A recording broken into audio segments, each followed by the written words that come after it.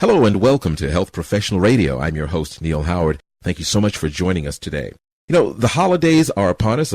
Halloween is past. Thanksgiving just a few short days away. Actually, it's a couple of weeks, but it seems like just a few short days. I can't wait to get my teeth wrapped around what I normally get my teeth wrapped around. It's coming, and I can't wait. Well, you know, and sometimes we eat too much just because it's the holidays, or maybe there's something else involved when we do the things that we shouldn't do or don't do those things that we should. Our guest in studio today is Dr. Kyra Bobinet, a physician turned behavior designer, brain expert, and author of Well-Designed Life, 10 Lessons in Brain Science and Design Thinking for Mindful, Healthful, and Purposeful Life. She's here today to discuss with us some of the reasons why sometimes we do the things that we shouldn't and vice versa. How are you doing today, Dr. Bobinet? I'm doing very well. Thank you, Neal. Thank you so much for joining us today. Now, you received your training and your schooling at several different colleges, right? Right. I went to medical school at UCSF and found that by the time I was done starting a nonprofit for incarcerated teens who had repeated behaviors that needed to change, that I was more interested in behavior change. And there was really nothing for me in writing prescriptions and that sort of thing. So I switched over to public health, went to Harvard for my master's in public health, and then went on there as a career in designing and changing behavior through using brain science, neuroscience. At Stanford School of Medicine, you were involved in some teaching there, yeah? I do. I teach at Stanford now, and we develop courses that have to do with this interface for physicians and people in healthcare and health and wellness industries to learn how to change people's behavior, because it's not something that is right now offered in professional degree programs in health education. And I would assume that a change in behavior is key when it comes to bettering one's health, just like behaviors deplete one's good health, yeah? Exactly. And that's the thing that's really coming out recently, is that as all of this technology, mobile apps to track your fitness and your diet and those kinds of things are happening, what's coming up is that people are not using them the way that the app creators thought they would. They're in fact abandoning them. Wearables and those kinds of things are not being used consistently and long term. So now the industry is saying, wait a minute, you know, we built all this stuff, we thought they would come, and there's something more to it. And so that's what's shining the light now on behavior science as the solution, and also design thinking. Behavior science, that's not something, it's not a term that I've heard actually ever. Are you part of a movement in behavioral science, or are you basically a pioneer in your specific area of research? Yeah, I think, for me, how I got there was having so many patients, having so many, I mentioned the youth that I would create a program for, and even studies that I've done in metabolic medicine where a patient in one of my studies said, I'm having such a great time, I'm learning what I should do. She said, and she pauses and she says, but I know what I should do. I don't know why I don't do it. And I was like, wow, isn't that what we all do? Isn't that what we all face? And so by asking that question, it really led to the brain and how there's this brain behavior gap between what we intend to do and what our brains are on autopilot to have us do. I've heard quite a bit through the years about left brain, right brain, but you deal more with slow brain, fast brain. Talk a little bit about slow brain versus fast brain.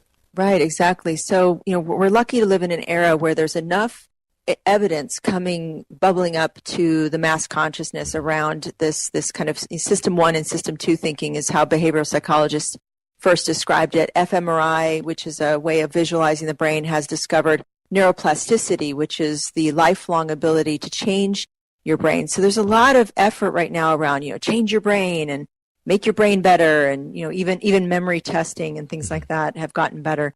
And how it relates to behavior is that you have a bunch of, we'll call it super highways. And much like a highway, these are paved with something called myelin, which makes the signal in the brain super fast. And so my shorthand way of referring to this, it's kind of lubricant, if you will, for electrical wires in your brain. And so the things that we do habitually are all myelinated. They are covered in myelin and then go super fast. And so how this shows up in physical life is, I promised myself yesterday I won't eat cookies. And then today I throw a cookie in my mouth just habitually using my fast brain before my slow brain, who made the promise yesterday, realizes, oh, I meant to not put cookies in my mouth. And so then shame comes up. Then we feel badly about ourselves. And what I want to do is just tell people, no, that's just the architecture of your brain. And if you know the architecture, then you can set more realistic patterns for how to change your behavior and not hold yourself accountable for things that are not under your control right now. Okay, now we're talking fast brain, slow brain. Which side of the brain or which speed brain should we concentrate on when we're really looking to change our behaviors? Right. So, fast brain, slow brain is a metaphor, and it just it just describes anything in the brain that is set up to be automated versus things that take some thought or take some problem solving. And that's my question. Which should we focus on? Should we focus on changing that which happens kind of automatically, or begin to start thinking about thinking? Right, exactly. So that's what behavior design comes in, because behavior design is really about making what needs to be fast, and making what is too fast, slow. So in the case of the cookie, if I freeze the cookies or I throw away the cookies, then I'm giving my slow brain a chance to catch up with that by using something called friction. You put friction in the pathway to give you a pause to catch up with that moment so that you don't do what's habitual. In the case of something I'm trying to do that's completely new, if I make it as easy and frictionless as possible, taking friction out, like putting my running shoes by the door if I want to go running, or those kinds of things, that helps our slow brain intentions become faster and more competitive with the existing fast brain habits. Okay, so are we talking subconscious and conscious mind here? Absolutely. So our unconscious mind runs 95% of our behaviors, whereas our conscious mind is only in charge of 5%. So it's really this inequity that we're trying to control for when we use friction to slow down the unconscious, to slow down what's habitual, and take out friction and make it easier when we want to do something new. Now, you're a physician turned behavior designer, brain expert, and so much more, including an author. You're the author of Well-Designed Life, 10 Lessons in Brain Science and Design Thinking for a Mindful, Healthy, and Purposeful Life. Why did you write this book as opposed to, or I guess in addition to public speaking and just your practice in general? Why a book? Right. So, the question I kept getting after keynotes, so I do keynotes in front of hundreds, thousands of people, and they kept asking me in the Q&A, where can I learn more about this? How can I understand this further? And there's a lot of people who are either in charge of themselves, their families, it's the work they do, they're physicians, they're nurses, whatever their role is, and they want to change behavior on some level, and they wanted to know the science and the patterns. So the book is really about distilling down hundreds of articles, dozens of books, decades of experience into a pithy sort of, here's the best hits of behavior science and neuroscience, and translating it in a way that is accessible and usable and translatable. Great. Now, as we wrap up this segment, I'd like you to give our listeners as much information as you can about where to get more information about you, your practice, and your book as well. Absolutely. So the book is on Amazon, both available in paperback and Kindle. And then the website for looking into more is designyourbehavior.com. Great.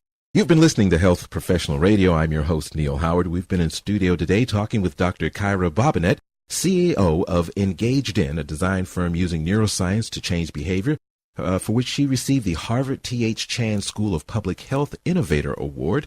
She's also a sought-after national speaker and has founded health startups, created blockbuster products, health apps, big data algorithms, and evidence-based programs in mind, body, and metabolic medicine. And she's been here today talking with us about some of the reasons why we do some of the things that we should and why we don't do some of the things that we should be doing. It's been great having you here with us today, Dr. Bobinet. My pleasure, Neal. Thank you for having me. Thank you. Transcripts and audio of this program are available at healthprofessionalradio.com.au and also at hpr.fm, and you can subscribe to our podcast on iTunes.